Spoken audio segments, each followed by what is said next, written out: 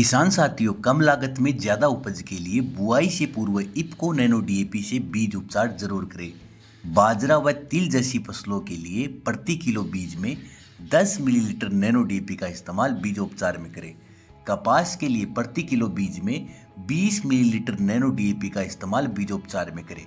गंवार, चौला, मूंग, उड़द, मक्का जैसी फसलों के लिए प्रति किलो बीज में 5 मिलीलीटर नैनो डीएपी से बीजोपचार करें। मूंगफली, सोयाबीन के प्रति किलो बीज में 2.5 मिलीलीटर नैनो डीएपी का इस्तेमाल बीजोपचार में करें। पौध वाली फसलों के लिए 1 लीटर पानी में 5 मिलीलीटर नैनो डीएपी मिलाकर जड़ का उपचार करें। इफ्को नैनो डीएपी का वादा, खर्चा कम और उत्पादन ज्यादा। किसान साथियों, कम लागत में ज्यादा उपज के लिए बुआई से पूर्व इफ्को नैनो डीएपी से बीज उपचार जरूर करें। बाजरा व तिल जैसी फसलों के लिए प्रति किलो बीज में 10 मिलीलीटर नैनो डीएपी का इस्तेमाल बीजोपचार में करें। कपास के लिए प्रति किलो बीज में 20 मिलीलीटर नैनो डीएपी का इस्तेमाल बीजोपचार में करें। गंवार, चौला, मूंग, उड़द, मक्का जैसी फसलों के लिए प्रति किलो बीज में 5 मिलीलीटर नैनो डीएपी से बीजोपचार करें। मूंगफली, सोयाबीन के प्रति किलो बीज में 2.5 मिलीलीटर नैनो डीएपी का इस्तेमाल बीजोपचार में करें। पौध वाली फसलों के लिए 1 लीटर पानी में 5 मिलीलीटर नैनो डीएपी मिलाकर जड़ का उपचार करें। इफ्को नैनो डीएपी का वादा, खर्चा कम और उत्पादन ज्यादा।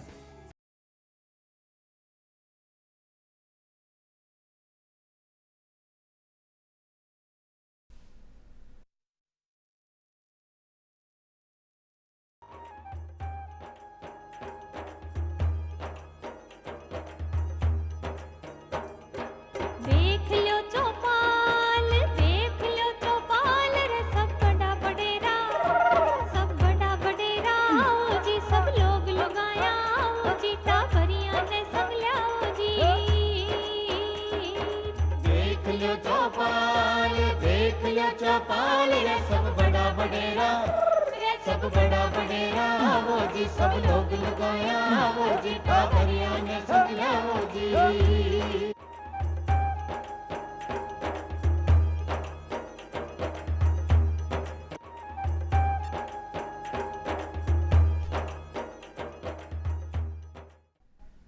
ग्रामीण बहनों और भाइयों, राम राम। देखो बहनों और भाइयों, सब एक की खातिर, एक सब की खातिर, यानी एक दूसरे के सहयोग की बापा बात करा तो याद आवे सहकारिता विभाग। सहकारिता विभाग आपा लोगन के प्रकार से मदद करे, किसानन के प्रकार से मदद करे और कई आप अपनो विकास कर पावा। इकी चौपाल में आज जानकारी लेके पधारिया ही श्री भोमाराम जी। आप अतिरिक्त रजिस्ट्रार है, जयपुर में कार्यरत है। भोमाराम जी, राम राम साहब। राम राम किसान भाइयों। तो आप जहाँ बात करी सहकारिता की, तो सहकारिता क्या चीज़ है, इसकी जानकारी देनी है पहली बहुत तो किसान। जैसे इसका शब्द सहकारिता, मतलब सहकारिता दो चीज़ें हैं, तो साथ साथ कार्य करना। और जैसे आपने शुरुआती कि एक सब के लिए सब एक के लिए, अर्थात समान उद्देश्यों की प्राप्ति करने के लिए हम एक सामूहिक कार्य जो करते हैं, सभी साथ साथ मिलकर ये कार्य करते हैं, वही सहकारिता है। वृहद रूप से देखते हैं तो हमारा शरीर भी एक सहकारिता है। यदि हाथ, पाँव, शरीर और आँख, कान भी एक सहकारिता का ही कह सकते हैं। तो इसे हम, जो मैंने संक्षिप्त रूप से कहा, इसे हम सहकारिता कहते हैं। किसानों के विकास के लिए जो है वो हम कटिबद्ध हैं, गरीबी के उन्मूलन के लिए हम कटिबद्ध हैं। और चूँकि इसका एक बहुत बड़ा इतिहास है तो वो भी मैं आपको बताऊंगा जैसा आप पूछना चाहेंगे। चलो आप इतिहास की शुरू बात करें कि सहकारिता की शुरुआत को जिक्र हो जा, फिर आप आगे बोर बढ़ांगा, विकास की बात करांगा। यदि विश्व लेवल पे देखते हैं तो सबसे पहले स्कॉटलैंड में 1761 में इसकी शुभारंभ हुआ था। सबसे पहले बुनकरों ने एक दलिए की बोरी एक झोंपड़ी में ला के डाली, बताई, जो इतिहास हमारे सामने आया है। और रॉबर्ट ओवेन जो है वो सहकारिता के जनक कहते हैं। ये तो विश्व की बात है। हमारे देश की यदि हम बात करते हैं किसान भाइयों, 1881 में एक क्रेडिट कोऑपरेटिव सोसाइटी बनी थी सबसे पहले। और उससे भी पीछे जाते हैं तो ऋग्वेद में सभा और समितियाँ होती थी, और फिर श्रेणियाँ होती थी आपके 16 महाजनपदों के टाइम में। और फिर चूँकि प्राचीन टाइम में भी हम सहकारिता के साथ करते थे, नवीनतम टाइम में जैसे मैंने बताया कि 1861 में एक पहली बार क्रेडिट कोऑपरेटिव सोसाइटी बनी जो पंजाब में बनी, वो भी साहूकारों के चंगुल से किसानों को बचाने के लिए। 1904 में जो है वो पहला एक्ट बना। और हमारे यदि राजस्थान की बात करते हैं तो सबसे पहले डीग में एक सोसाइटी बनी और भिनाई में सबसे पहले बैंक बना। तो केंद्रीय सहकारी बैंकों की बात करते हैं तो सबसे पहले हमारे अजमेर केंद्रीय सहकारी बैंक बना, भरतपुर केंद्रीय सहकारी बैंक बना, फिर हमारे अलवर और ये बैंक जो है बने। फिर धीरे धीरे आज हमारे 29 केंद्रीय सहकारी बैंक है और करीब 41,000 हमारी सहकारी समितियाँ हैं। आज़ादी के बाद में चूँकि इसको बहुत फोकस किया गया और थोड़ा सा हम आज़ादी के बाद में पहले जाते हैं तो 1904 का मैंने जिक्र किया। 1909 का जो एक्ट हुआ उसमें कुछ प्रावधान किए गए, 1912 में कुछ प्रावधान किए गए, 1919 और 1935 में जैसे आरबीआई बना तो उस वक्त जो है कोऑपरेटिव को फोकस किया गया। आज़ादी के बाद में बात करते हैं हम, जो पंचवर्षीय योजनाएं जो बनाई गई, प्रथम पंचवर्षीय योजना कृषि को समर्पित थी, दूसरी पंचवर्षीय योजनाएं बनी और उसमें जो हरित क्रांति जो लाए गए 1966, 67 और 68 के बाद 66 के आसपास, तो उस वक्त कृषि को फोकस किया गया और उसमें हमारी जो इफ़को, क्रबको ये संस्थाएं बनी जो सहकारिता की आज बहुत बड़ा रोल निभा रही हैं। तो और फिर 1982 में हमारा नाबार्ड बना जो आज पूरे देश में जो ग्रामीण और सहकारिता के विकास के लिए पूर्णतः समर्पित है। और फिर हमारा जो एक्ट बना 1965 वाला एक्ट, उसके तहत हम गवर्न हो रहे थे और 2001 में हमारे अभी लेटेस्ट जो बना उसके तहत जो हमें गवर्न हो रहे हैं। और आज की हम बात करते हैं भारत सरकार द्वारा 2021 में सहकारिता मंत्रालय का गठन किया गया। और नवीनतम बात करते हैं तो आईसी अंतर्राष्ट्रीय कोऑपरेटिव अलायंस ने हमारा अभी सहकार से समृद्धि और आईवाईसी अंतर्राष्ट्रीय सहकारिता वर्ष की घोषणा की है, जिसके तहत सहकार से समृद्धि अर्थात हम समृद्ध कैसे बने, हमारे किसानों को समृद्ध कैसे बनाएं, उस पर अभी हम पूरे जोर से जोश खरोश के साथ काम कर रहे हैं। ये पूरा इतिहास मैं आपके साथ। चलो आप बताइयो कि सहकारिता की विकास यात्रा आएगी। अब बात आवे कि आपने किसाना ने समृद्ध बनाना ही तो भी के तरीके से यानी मैं मजबूत हो, समृद्ध हो, धनवान हो जा ताकि वह भी जनता की मुख्य धारा में जुड़ जा। तो के तरीके से बन कोई ऋण की सुविधा, खाद बीज की सुविधा, की सुविधा है सहकारिता से? देखो किसान भाइयों, जो सहकारिता की यदि हम बात करते हैं कि हम इससे फ़ायदा कैसे उठाएं, तो चूँकि ग्रामीण एरिया में भारत निवास करता है और हम राजस्थान की बात करते हैं, हमारे जो ग्राम पंचायतें हैं उनमें सरकार के निर्देश हैं कि हर ग्राम पंचायत में ग्राम सेवा सहकारी समिति होनी चाहिए। उसका हम गठन भी कर रहे हैं, पूरी ज़ोर शोर से उसका गठन हो रहा है।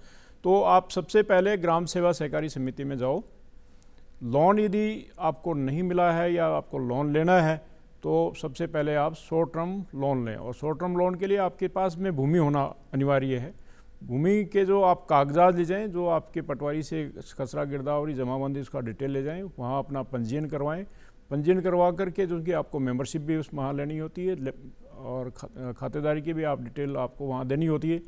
ये चीज़ें लेकर के आप किसी भी ई मित्रा पे जा सकते हैं और किसी भी हमारी ग्राम सेवा सहकारी समिति, मैं कहूँगा ग्राम सेवा सहकारी समिति में जाएं।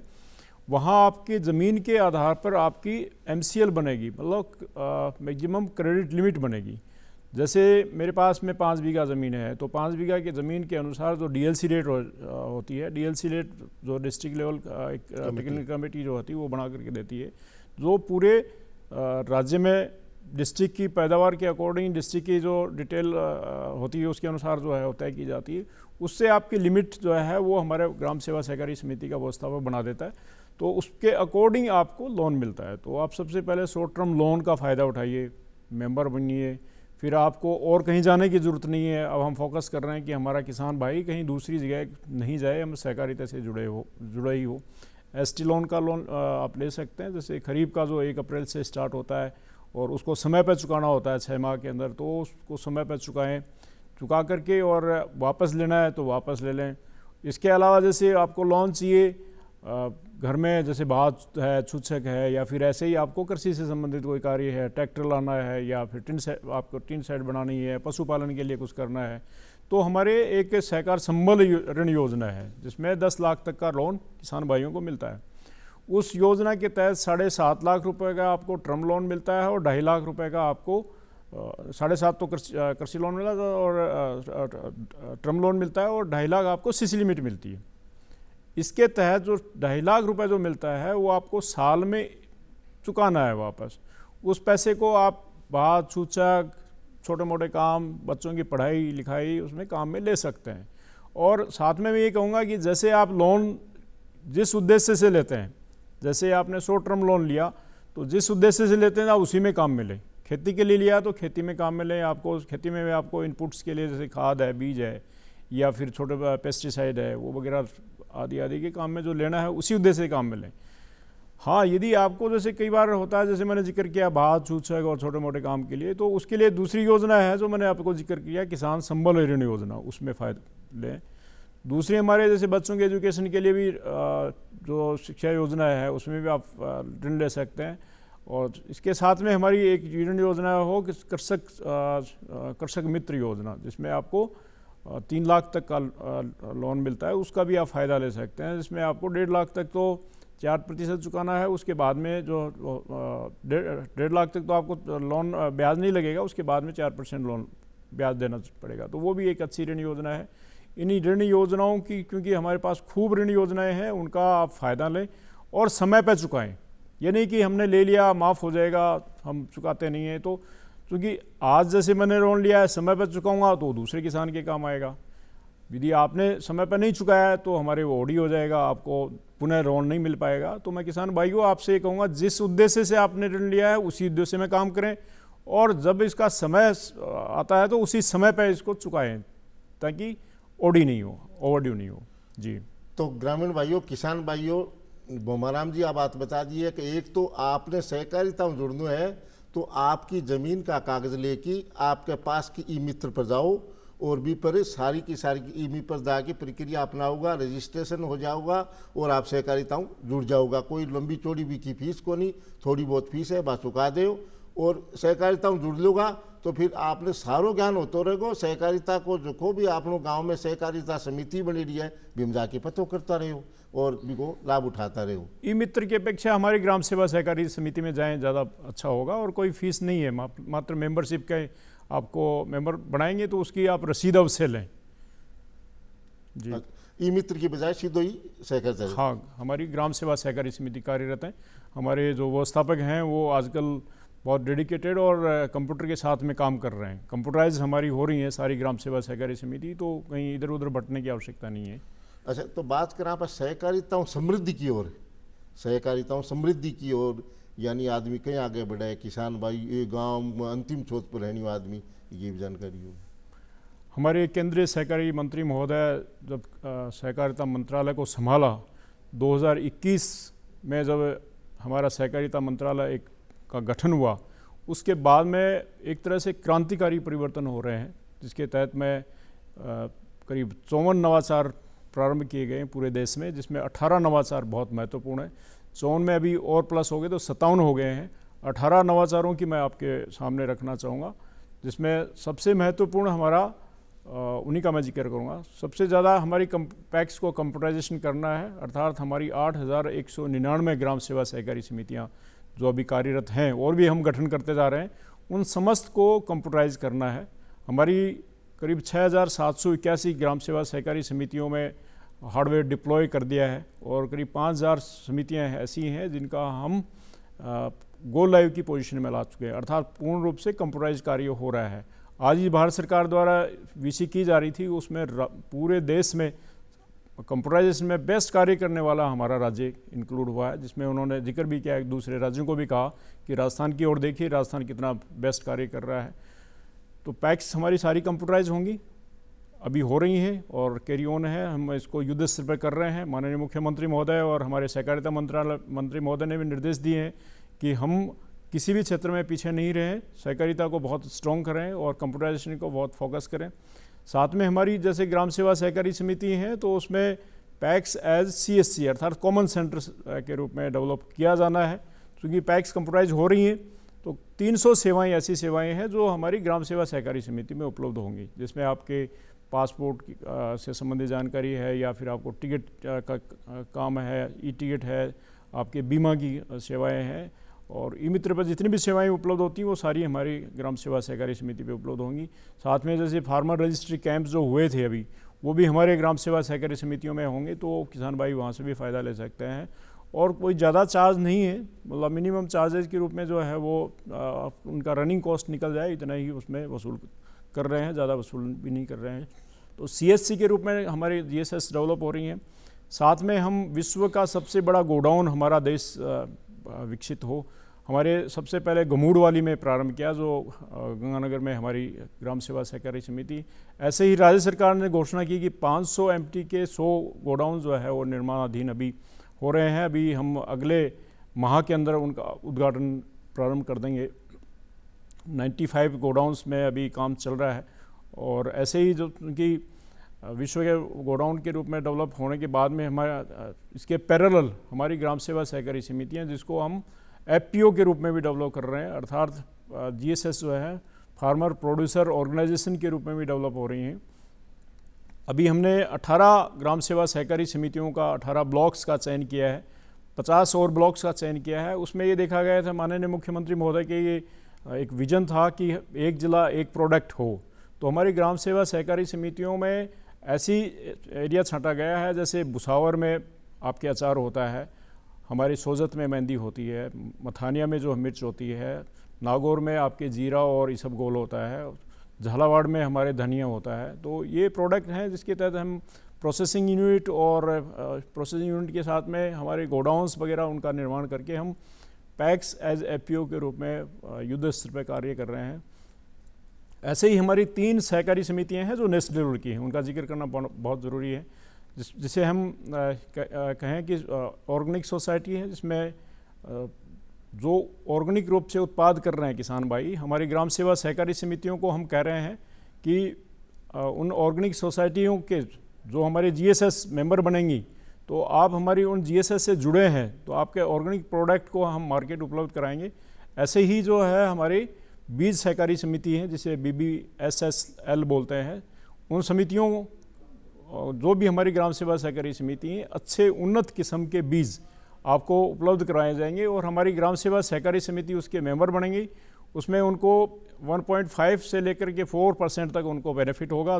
साथ में उनका जो प्रॉफिट्स होगा, जो नेशनल लेवल की समिति है उसका प्रॉफिट शेयरिंग भी होगा, और उनका जो उनको जो डिविडेंड मिलता है वो 20% डिविडेंड भी दिया जाएगा। इसके साथ तीसरी समिति जो है वो एक्सपोर्ट समिति है, जिसमें जिस एरिया में जैसे मैंने जिक्र किया एक ज़िले में एक उत्पाद, तो ऐसे ही जैसे आपके अभी पोमेग्रेनेट बाड़मेर में होता है, अभी जो भारत पाकिस्तान का युद्ध हुआ तो उसमें तुर्किया ने उधर पाकिस्तान की हेल्प की, तो पोमेग्रेनेट हमने एक्सपोर्ट करना मना कर दिया। तो किसान भाइयों, यदि आपका पोमेग्रेनेट आप एक्सपोर्ट करना चाह रहे हो, वहाँ से हमारी ग्राम सेवा सहकारी समिति जो हमारी और एक्सपोर्ट समिति जो बनी है उसके आप जुड़िए। वो समिति हमारे जो नेशनल लेवल की जो समिति है उसके मेंबर होगी, और उसका एक्सपोर्ट में हम आपको पूर्ण मदद करेंगे। तो ये अलग अलग प्रोडक्ट जो है अलग अलग एरिया के हैं, इनको एक्सपोर्ट वाली समिति जो हमारी बन रही है उसमें जो किसान भाई इससे जुड़ेंगे तो एक्सपोर्ट भी उनका हो पाएगा।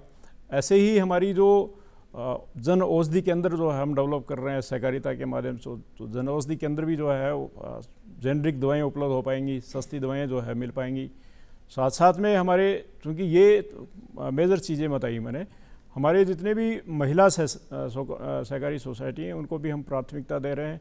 और डेयरी जो है, चूँकि डेयरी के साथ में हम काम कर रहे हैं, डेयरी समितियों भी हमारे मारो खातो मारो बैंक एक हमारे कैंपेन चला हुआ है। आप हमारी सारी सुविधाएं हैं वो कोऑपरेटिव से लीजिए, सहकारी समिति से लीजिए, सहकारी विभाग से लीजिए।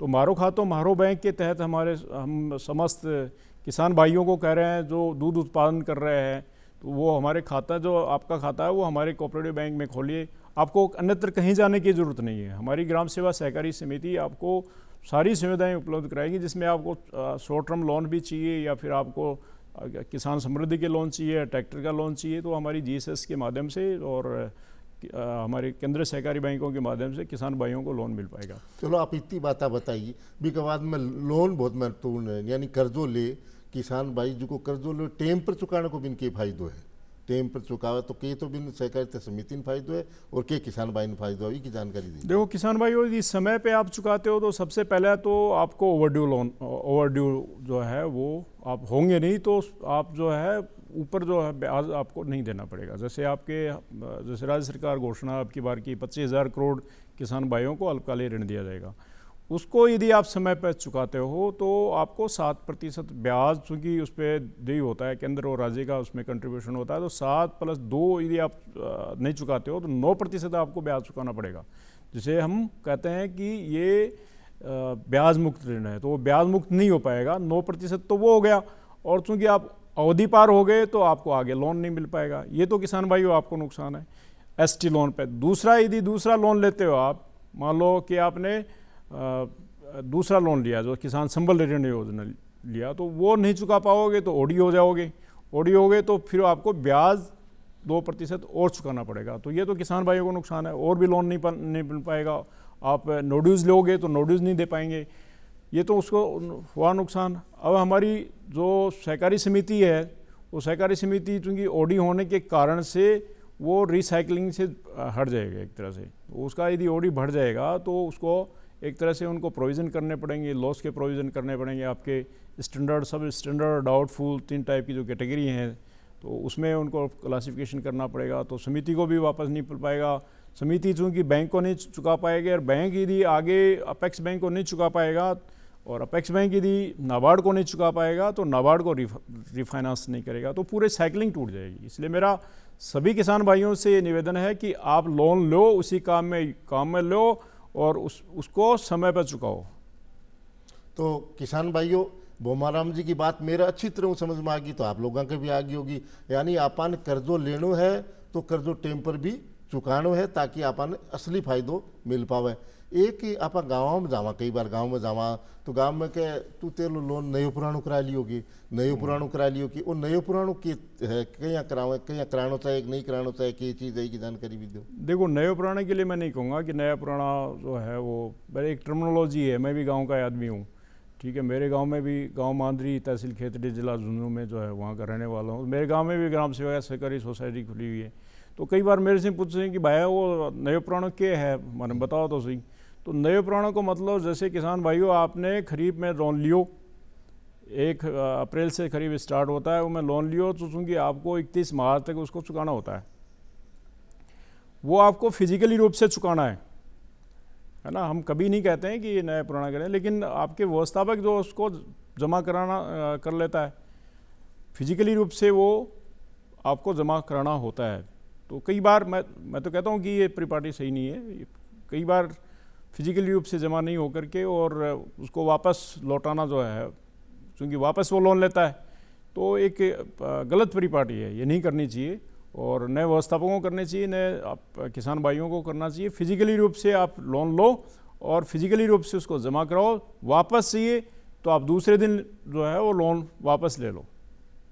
यही मैं आपको सलाह दूंगा, यही मैं कहूँगा सहकारिता के लिए, क्योंकि सहकारिता आपके लिए है, किसान भाई हमारे हैं, तो उनको एक गलत परिपाटी पर नहीं जाना चाहिए।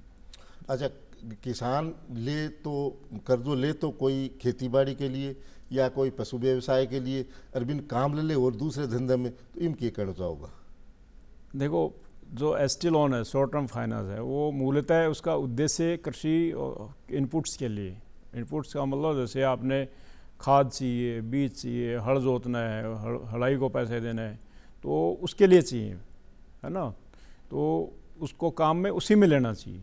अब मैंने जिक्र किया पहले कि किसी के भात आ गए, छुच्छक आ गया, मंगनियों ले लिया, 5 रुपये सैकड़ा का लोन लियो है, उन्हें देना है, तो वो वैसी नौबत नहीं आनी चाहिए कि 5 रुपये सैकड़े किसान भाइयों को कहीं लेने की आवश्यकता नहीं है। वो जिस उद्देश्य से आप ले रहे हो, उसी उद्देश्य में उसको काम लो। खेती के लिए आया तो खेती के लिए लियो। हाँ, आपको चाहिए बच्चों की पढ़ाई के लिए, या घर में कोई फंक्शन आ गया उसके लिए चाहिए, तो मैंने किसान संबल ऋण योजना का जिक्र किया।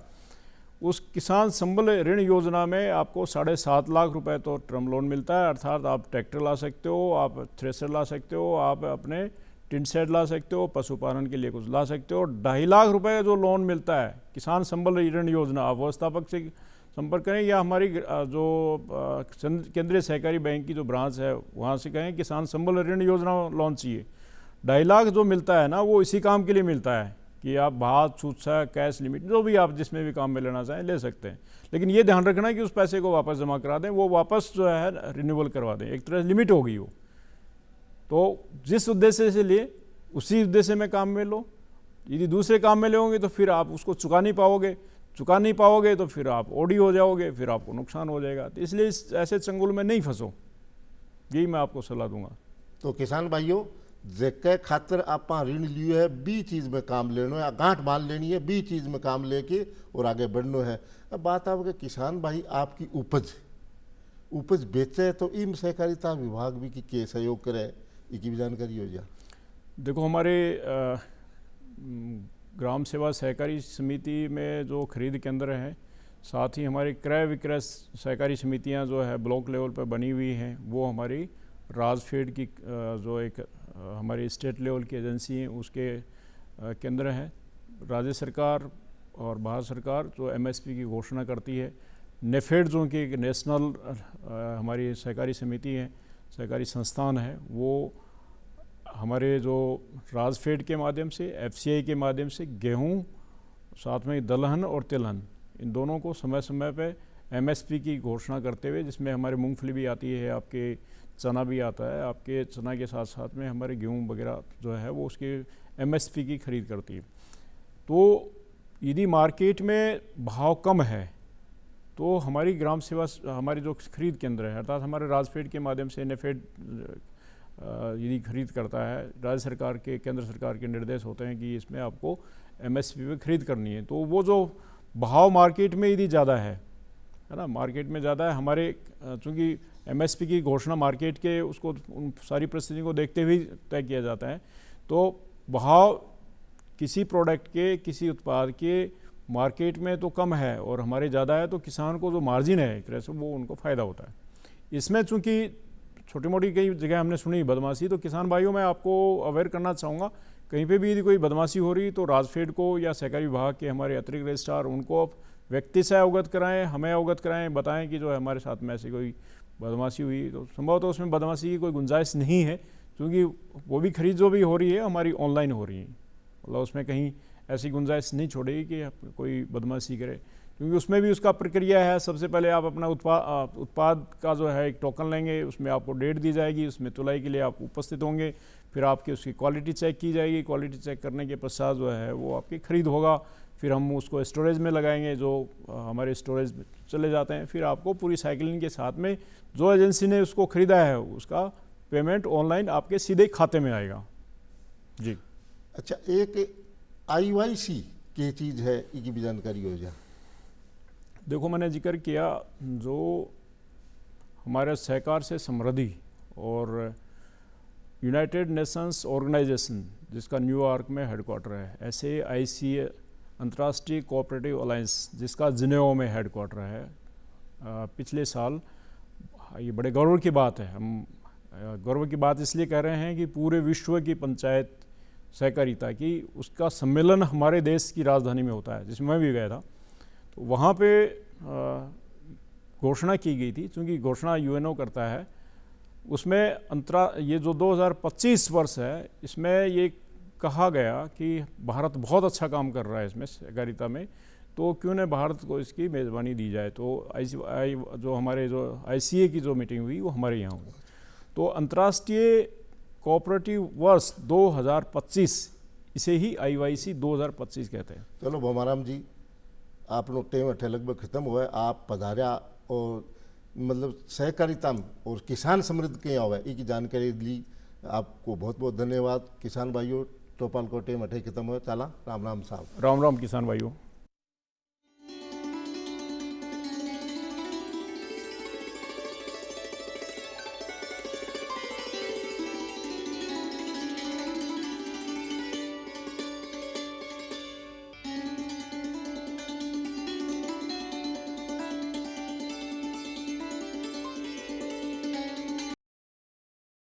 किसान साथियों, कम लागत में ज़्यादा उपज के लिए बुआई से पूर्व इफ्को नैनो DAP से बीज उपचार जरूर करें।